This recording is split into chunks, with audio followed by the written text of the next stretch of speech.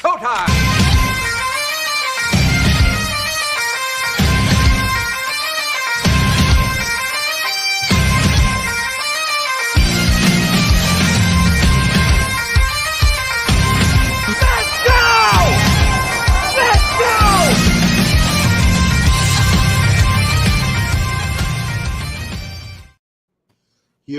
Yo, what is going on, Patriots Nation? It is your full-time scientist, fuller-time sports fan, Soor here with my longtime co-host, our father of Patriots Nation, Aiden Hauser. How are you doing, man? Doing good. Doing great. I'm just ready for the season to start. It's hard finding content. I know. I'm getting antsy. I feel like the last few seasons I've kind of been dreading week one. I'm like, I don't know what we're gonna see on the field here, but I'm antsy. I want to see what this team's made of. But people are up to important things in the offseason. For instance, our quarterback Drake May got married. Good for him. It's fun. Yeah. I mean, Brady won 4 of his 7 Super Bowls during his marriage with Giselle. Maybe Drake can also win 4 Super Bowls during his marriage. Yeah. That would be nice. 4 of his 7 Super Bowls. That's right. Well, I don't exactly want to wish a divorce. Yeah, I wasn't saying that much. So if he wants to stay married, he can win all 7 of his Super Bowls while married. So it's great for him. Just like I'm here in school, we've got Austin Hooper going to school. He went to Tight End University today. I think it's good to see him taking extra time outside of all the many practices they already have during the off season and training with some of the best. I think it'll be a good experience from him. 1,000-man season incoming. That's right. What are your expectations for Austin Hooper? Where do you think he fits in? I don't know. I think if our receiving core take a step up, he'll be probably like I can see 300-400 receiving yards, maybe 35 catches or something like that. Yeah, I think that's a pretty solid figure. I think he was good at getting in the end zone last year. He was very, very good in the red zone. Red zone offense has always been one of the things that's plagued us. I do think we now have multiple weapons that can get us past that. But I really like the idea of us having a tight end duo. Obviously, the last time that worked in New England was 2011, and I'm not expecting it to go that well. Mm-hmm. But I do think Josh McDaniels has a lot of experience running 2 tight end sets. He does it quite well, and I expect good things from them. I think the fact that we have so many weapons to distribute things across, I think will benefit. Drake will have a lot of options every play. I think that'll help. It'll create some stability in the pocket. I think, especially once he figures out how to use each person. Right. But he and Hooper had a lot of chemistry last season, so hopefully that continues. So we made some moves, or specifically we made one move. Signed an old favorite, and by old favorite I mean someone who started one game with us, Yasir Durant from the UFL. It's cool. Nice, I guess. Welcome back, maybe. Yeah, I think good chance for him to get another try. His first stint with the Patriots wasn't very successful. I remember in that one start complaining a lot, being like, "Who is this Yasir Durant guy, and why is he so bad?" Mm-hmm. But he did make the All UFL team. I believe on the team that won it all. He's a winner. Yeah, he winning a championship in the UFL. Maybe that'll translate to winning a championship in the NFL. He just needs to get married, and then he can win 4 Super Bowls with us. That's right. But good to get depth. I think we have a solid first unit there. Would be nice to get a solid second unit there. Mm-hmm. And I watched a little bit of his tape before the pod. Seems to have gotten better at downfield blocking, but of course that could also just be the declining competition. So we'll see. Don't think that moves the needle on the win total, unfortunately. And so, speaking of stability at positions, I wanted to ask you this question: where do you feel the most comfortable, and where do you feel the least comfortable? And I will force myself to pick a different two positions. Ooh. Okay, I'll do most comfortable on the defense side. I think I feel most comfortable about our cornerback position. That secondary, I won't even say secondary because I think the secondary as a whole is really good too, but I'll be more specific just with like our corners and the assumed top three guys of Gonzalez, Davis, and Jones is killer. No, I fully agree. Like Marcus Jones as a slot corner is like awesome. I remember he was kind of his first few seasons was like they expected him to do a lot, and I think he did a pretty good job. But I mean, like being in the slot against some of these shiftier guys, I think will do a lot better than manning the outside. That needing a longer, like rangier corner like Gonzalez will be. But I mean, those three guys like. Davis is a phenomenal corner as well. Like he's well worth the money, and I even remember seeing a clip about Jamar Chase talking about how he is like one of the hardest defensive backs he's had to go up against. Yeah. So I think that's a position where I'm certain that we're gonna like. I don't think it's gonna be often that our guys get burned. I think they're going to put up a good fight throughout most of the season unless they get injured.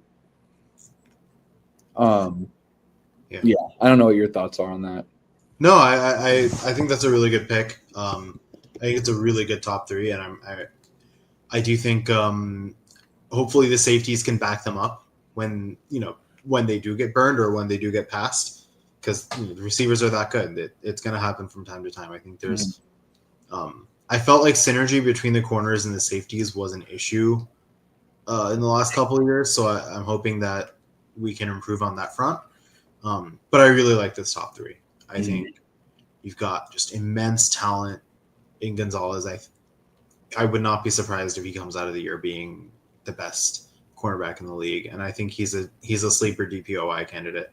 I agree with that. I was going to say that if you didn't, but like he played phenomenal last year. I don't think people realize how good he is just because our team is so bad. Yeah.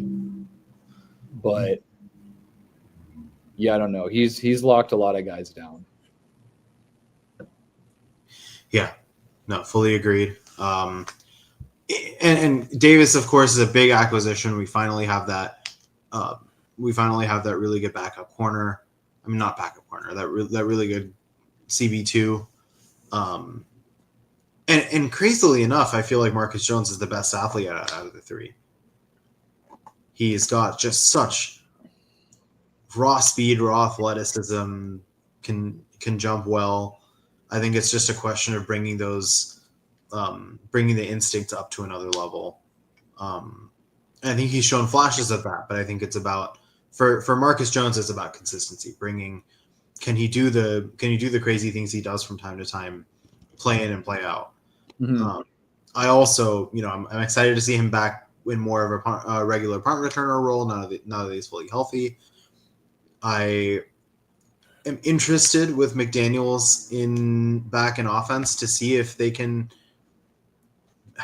drop some packages for him. I don't think he needs to be a regular offensive player, but I do think they can add that wrinkle, that occasional package, because it worked strikingly well. I mean, he scored a 48-yard touchdown his first play from scrimmage in his career. I think it's just that crazy speed that when he has the ball in his hands, it's extremely difficult to catch him. That's a very valuable trait to have. Mm-hmm. And more often than not, if he picks the ball, it's probably going 6.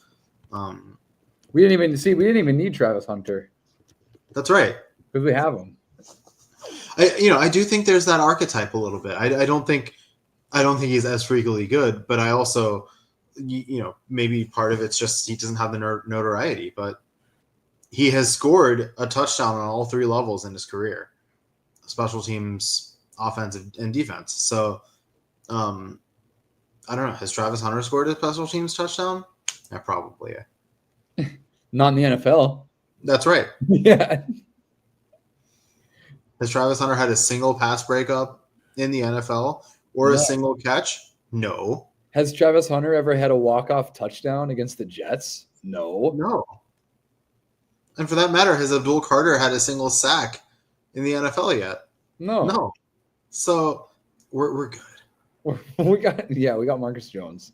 Still aching a little bit from that. But hey, Will Campbell will ease our pain very quickly. Yes.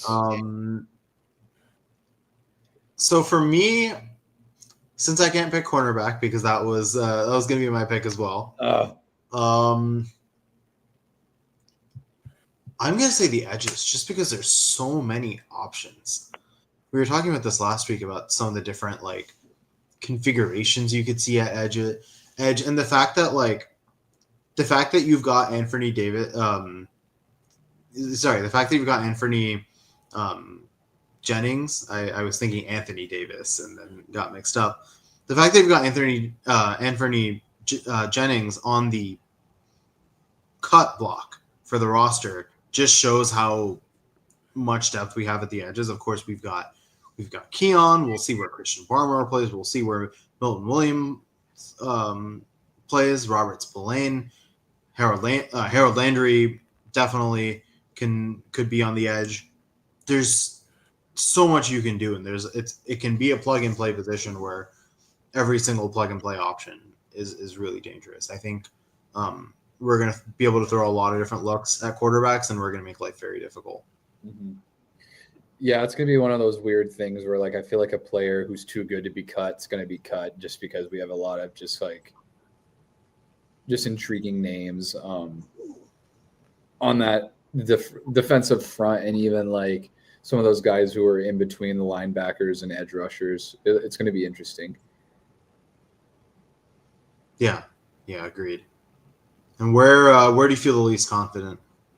Well, I might take yours again on accident, but go for it. I mean, even with the addition of Diggs, I'm still nervous a little bit about the receivers. We don't know what we have. We don't we had so many question marks, and granted, they're exciting question marks with Kyle Williams be something. Well, could maybe Baker, Polk, Booty, these guys take a step forward, but it's there's only question marks, like we said last week, with Diggs coming off the ACL and him being old. There's nothing that's guaranteed of we're not like the Vikings where we're okay, we have Hawkinson, we have Justin Jefferson, and we have Jordan Addison. We know who they are. We don't know who any of these guys are.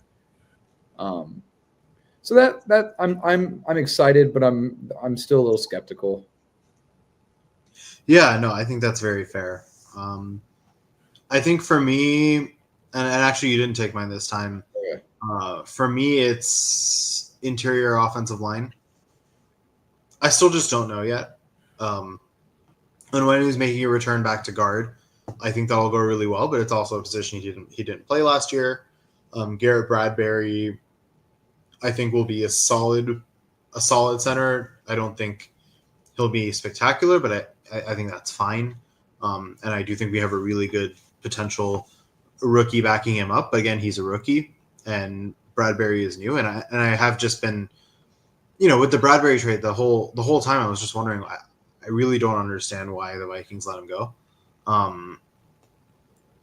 And so there's a little uncertainty there, but I think that'll be fine. But then the real uncertainty for me comes in that left guard spot where Cole Strange is coming off an injury. Beyond him, we've got Layden Robinson, who I don't feel amazing about. City So, who's been off and on. And so I think we've got two really good guards and one potentially promising but guard that has not proven himself over the course of a whole season, and then some very uncertain depth other than that. And so I think there's if you look at the starting lineup, that's the one spot of the starting lineup where I'm like, I really don't know how this is going to go. Mm-hmm. So that's probably my least certain position. But it's better than last year when I was saying my least certain position would be every position on the offensive line. Every position that isn't Mike Nwenu. Right. I really like that Nwenu is returning back to guard, though. I think that's absolutely the spot for him. And hopefully Cole Strange can do well opposite of him. We'll see. Well, I mean, it's also good that like we did enough moves that he can move back to guard. It's not like we're forcing him to just because like he sucked at tackle or whatever, but it's like, all right, now we have like the liberty where like you can go back to your natural position here. Yeah, if anything, we had to put him in tackle because we had nobody else to cover that position. Yeah. And no, so I totally agree. I think, and honestly, one of the offensive line positions out of all of them not shored up at this point, much better than what we've had really any season in the post-Brady era. So right. I still think it'll be fine. I can see the argument for receiver as well, especially just from a perspective of Diggs is volatile and got injured last year, but I really do like what we're seeing from him in the early practices. I would at this point be a little bit surprised if we don't see him, if not on week 1, like very early in the season. Mm-hmm. And throwing all the off the field stuff aside, when he gets on the football field, he's extremely difficult to stop. And that is true even at this age. So I expect really good things from him. I'm really excited to see what some of these other receivers can do under Josh McDaniels. I really feel like he's kind of that guy that brings everything together and then finds the right role for these receivers. I think every single person on our receiving corps is going to see some growth this season. Mm-hmm. So I'm excited about that, even though, I feel like I think we do lack that second source of unbelievable firepower. There are teams that have like A1 and A2, top 2 wide receivers. I think we've got a clear one and then a very steep drop off after that. So that's where the uncertainty lies. But I also do like that we have 2 really good tight ends, a running back in Travion Henderson that is able to line up as a wide receiver at times, an ace in the hole, and Marcus Jones. Some really interesting things we can throw at defenses. Mm-hmm. Speaking of Travion Henderson, getting those transitions down. The segue is nice. We have one rookie left to sign still, and it's Travion Henderson. It's been a while. What's going on? What do you think? I heard there were a number of players who are in the second round, got picked before him, that have already received their contracts, and they were fully guaranteed. So the only thing I can think of is he's just trying to work with his agent and the staff of the Patriots, see if he can get something similar to that. But I mean, other than that, like, he doesn't seem like he's a arrogant guy or like, I deserve this, I deserve that. Like, I think he still shows up and works hard. He just hasn't signed yet. So I'm not worried about it. And I think he is treating it as a business decision, which he needs to. Because as much as like these players love to play the game, it is also a business. So you got to make like tough decisions on the business aspect. So I think he's just doing that, trying to be smart about it. So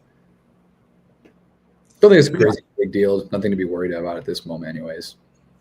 Yeah, I think so.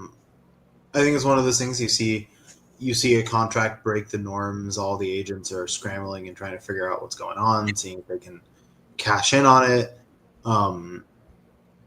I really like Travion Henderson, and I think it's a good sign that he's going to the practices. He's doing all the offseason and rookie stuff. So he's not holding up by any means. He's going through the motions, being a good rookie. As far as whether I think he deserves that same contract, I'm skeptical on running backs in general in terms of offering them too much. I think they're one of the most volatile positions just because they have the shortest shelf life and are very frequently injured because they undergo a lot of contact. With Henderson, I think I would not be. I don't think I want every single part of his salary guaranteed. I think most of it is fine, but I think I think there could be a certain amount that's subject to games played, just to help the Patriots a little bit in cap space situation in case he has significant periods of injury. I think we were talking earlier whether it should be games played or in terms of snaps. I like him in the platoon. I don't want him to feel incentivized to overdo his role. I think as long as he gets on the field and there's a clear role for him, he should get all of his money. Mm-hmm. Yeah, I think I'm still. This doesn't move the needle on how excited I am for him, but I would like this done quickly. Like get that last bit of red tape done and really move on to things on the field. Mm-hmm. So as we head to training camp, we're gonna get more into like full roster predictions later, but I think we were talking about this. Who do you think? Give me a couple. Let's say two from each of us. Oh, surprise cuts and unexpected people to make the roster. The unexpected people to make the roster is going to be kind of tough, but I'll try and think of one. Surprise cuts. Let me look here.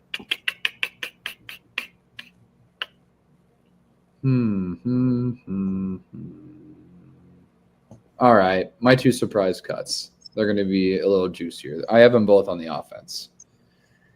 Surprise cut number one, as much as it's going to hurt, I'm going to say it could potentially be Cole Strange.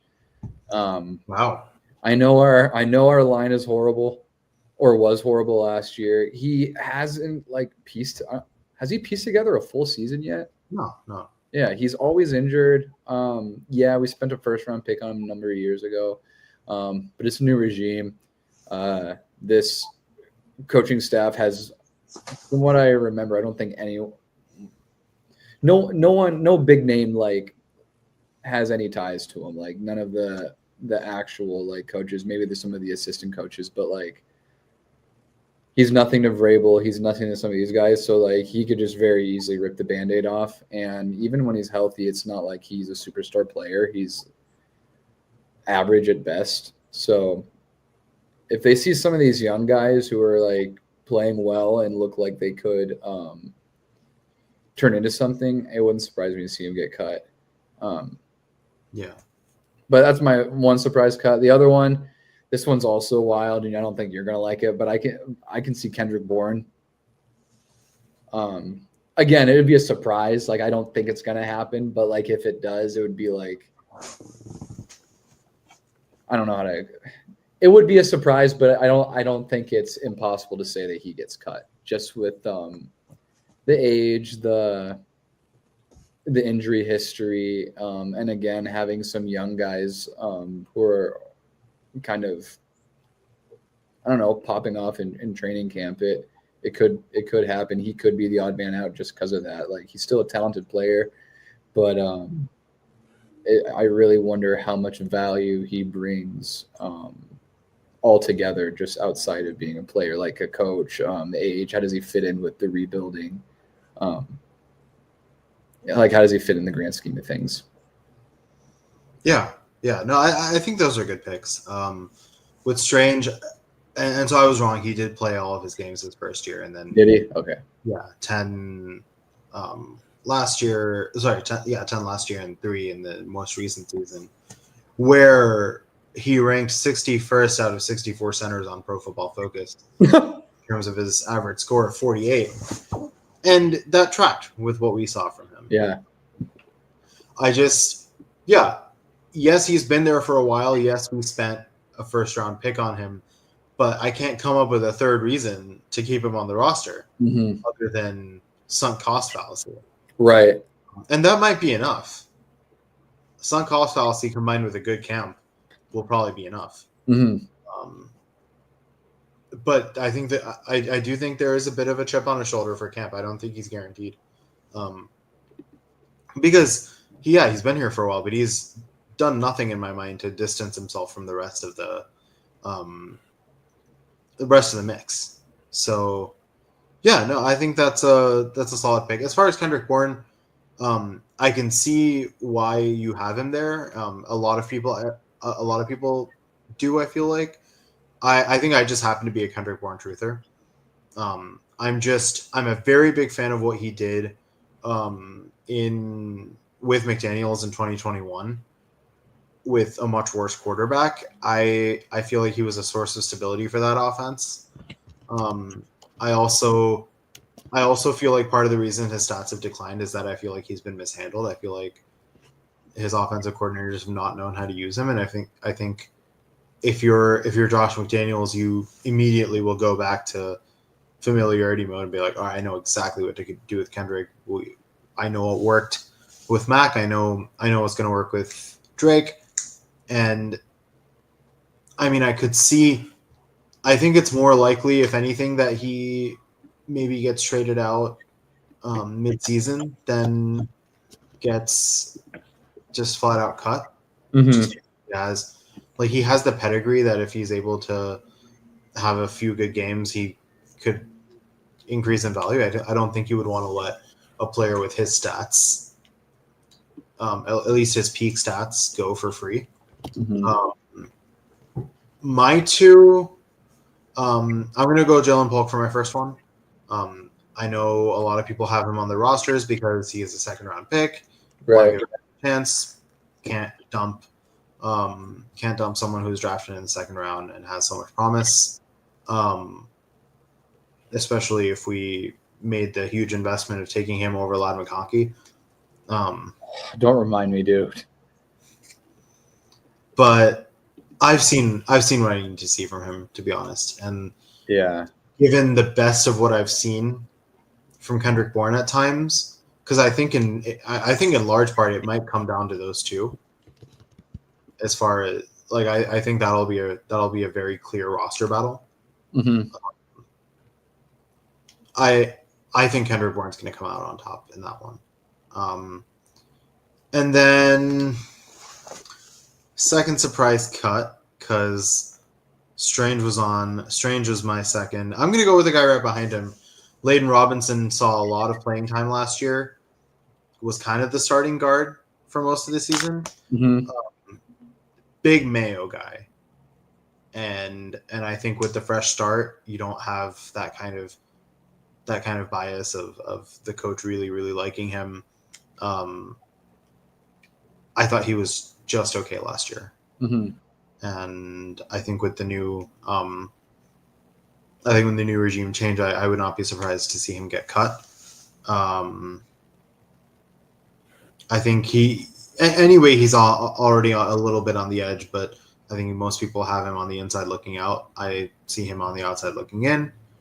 And we'll do this boomerang style, so I'll do my surprise makes first, and then you can follow. Oh boy, don't steal mine. I probably will. I've got Efton Chisholm first. I didn't have that one, but I'm glad you took it. He's your guy. Maybe this is wishful thinking because I know the archetype. I know what we've had in Edelman and Welker and Chris Hogan.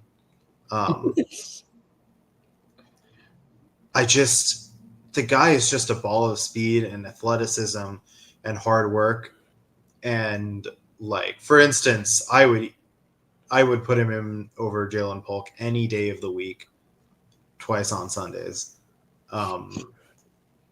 And incidentally, Sundays is when the games are going to be played. So I don't know. I just see a lot of promise in him.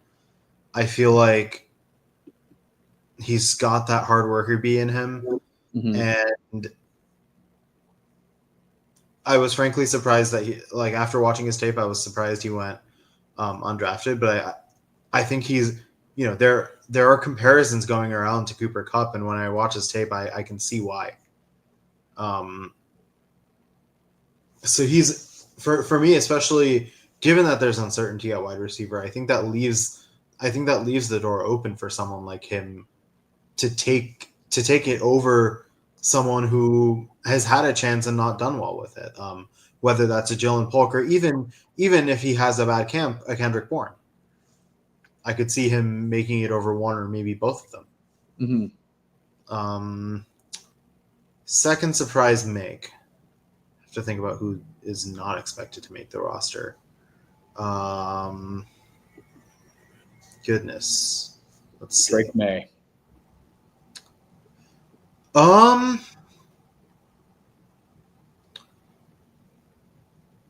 I've watched a little bit of his tape. I would not be surprised. Well, I would be a little surprised, but look for Mr. Irrelevant Kobe Minor to make a unexpected run at the roster. I looked at his tape, and again, it's easy to get biased by tape, but I can't help but wonder where that athleticism is going to take him. He's a tough guy. He's a very hard hitter, so I think they could use him in some interesting corner blitz packages. I think he has the capability of also being a really good special teamer potentially. I think there could be an interesting little battle between him and Isaiah Bolden for maybe that like last corner special teamer spot.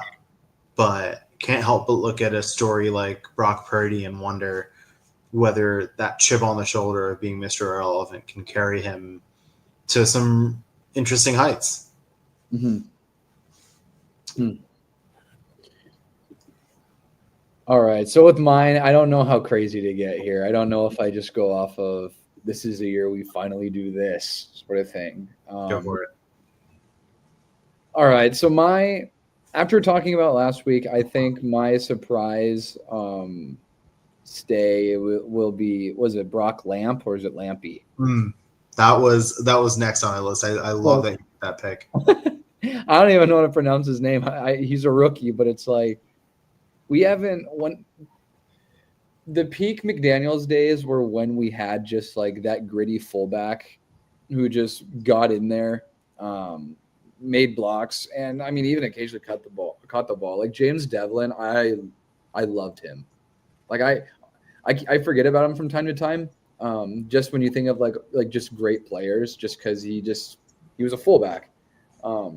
But like he was a huge part of like our run game. Just for a good duration of like our dynasty. So it wouldn't surprise me if I keep saying it wouldn't surprise me, but it's a surprise make. So I mean, I guess it would be like intriguing if he made it. Like that's crazy. Like we're actually rostering a fullback. Like how many teams do that? So I think him, and I don't know. I kind of go back and forth with my other one, but I'll go. I'll go Ben Brown.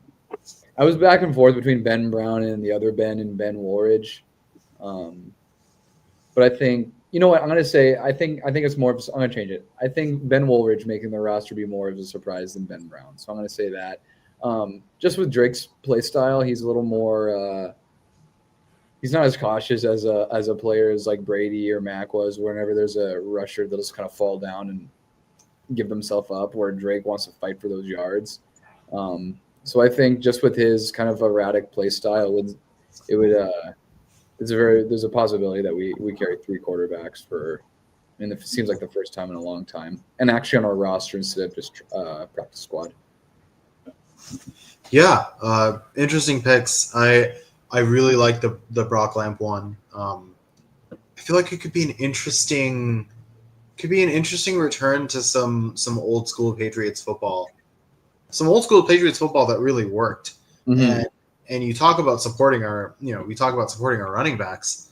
I mean, what better way to add that extra layer of protection for Mondre and Travion and Antonio than having a fullback. And I've watched some of his tape at NIU. Very interesting guy. I feel like very good at motion blocking. Can catch the ball and has some decent speed and athleticism for a fullback.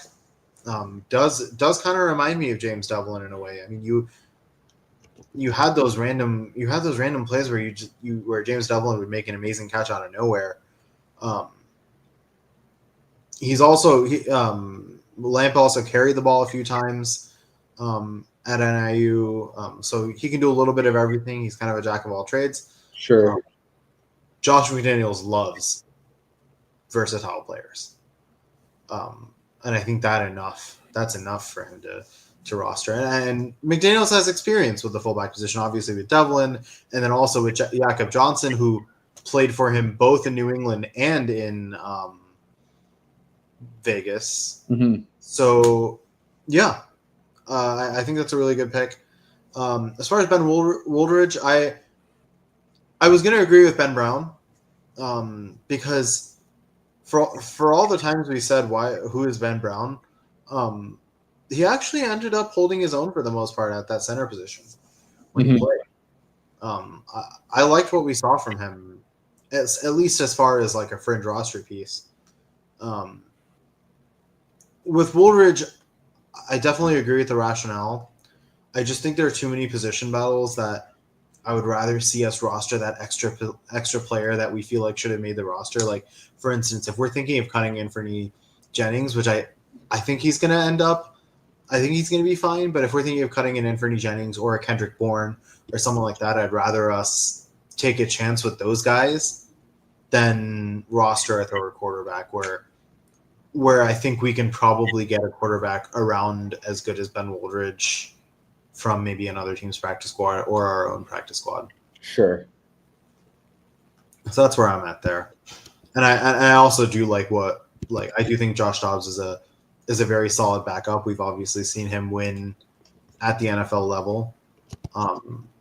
He knows how to operate an offense and knows how to keep things afloat.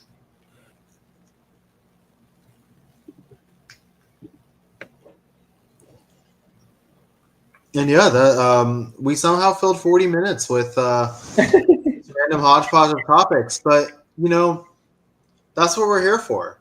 The offseason is a bit of a lull, but we'll continue to provide our content and our takes and keep speculating and somehow come up with new insights every week. And hey, maybe Yasir Durant will be the offensive lineman of the future, and we've discussed the guy that will revolutionize the team. But I'm curious to see within our surprise cuts and surprise makes how many of these end up being true. I think if all of our predictions happened, I would be a happy man. Would love to see what the offense would look like with a fullback and with Efton Chisholm and without Cole Strange. Yeah. Which would mean that Layden Robinson or Sidy So will have had an amazing camp, which fine by me. I mean, Sidy So has shown the ability from time to time. Mm-hmm. I feel like he's shown probably, and this may feel like a crazy thing to say, but I'm going to say it anyway. I feel like Sidy So has shown us just as much as Cole Strange has without the first round tag. Yeah, and I mean, that's a problem because you're like, oh, we can just cut this guy. He was a third or fourth rounder. But it's like, oh, but it's just that whole sunken cost fallacy of like, oh, but what if he's a first rounder, though? It's just like, that doesn't mean anything once you're in the league for a couple of years, what round you were drafted in. I guess with Strange, I like the idea he's got one year on his contract, and we make that left, and we make that his final chance. No, this is his fourth year. Mm-hmm. I guess we figure out whether this can be his audition for his fifth year option. I think that's probably fine by me. I think it's more likely that we're asking the question of whether he starts than whether he's on the roster, because we do need depth at guard. But again, I do think there is a chip on his shoulder. I think there's a chip on the shoulder of all 8 guys that we mentioned, which will make for a really interesting training camp. Mm-hmm. And as we get closer, we'll keep speculating, we'll keep talking, and once training camp gets here, we'll be here to break everything down. But till next week, see you, Patriots Nation. See ya.